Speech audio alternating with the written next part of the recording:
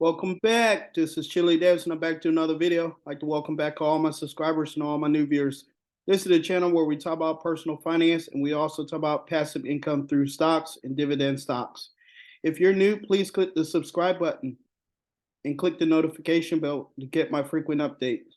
Well, thank you again for stopping by the channel. Today we'll talk about what is the minimum credit score to get a car loan, okay?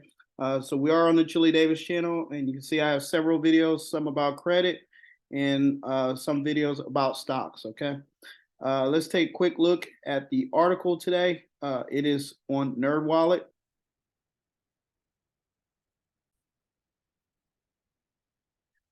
Okay, here we are on NerdWallet, and it says, what is the minimum credit score to buy an automobile? It says about 66% of cars are financed go to borrowers with credit scores of 661 or higher, but those with lower scores have other options. So it says on average, the credit score for a used car or lease was 678, according to the data, while the average score for a new car was 738. So there's a gap right there. So essentially it's saying that if you have good credit, usually you can afford to buy that new car, while if you have poor credit or lower credit, you're able to only buy a used car.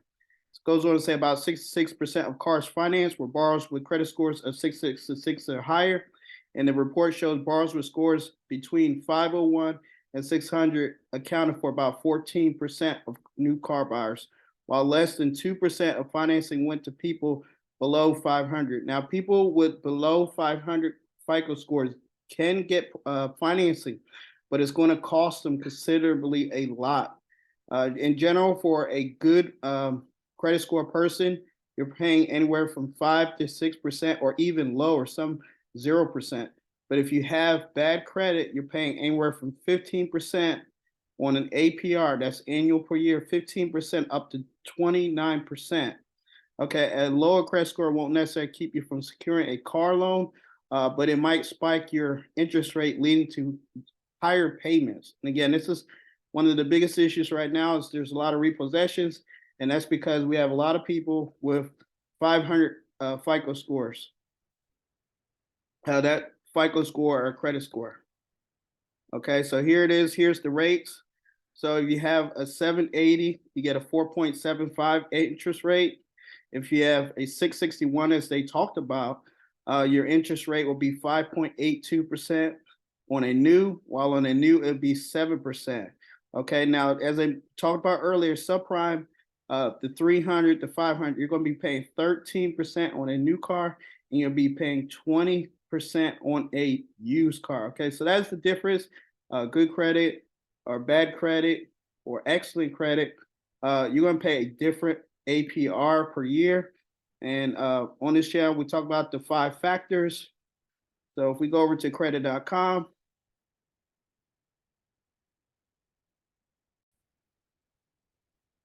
okay, here we are on credit.com. Here are the 5 factors which you need to better improve your credit score. Is number 1, payment history. Okay, payment history reflects whether you made your payments on your credit card or not. Number 2 is debt utilization. So that is if you pay your credit cards down, if you pay more than the minimum. Number 3 is credit age.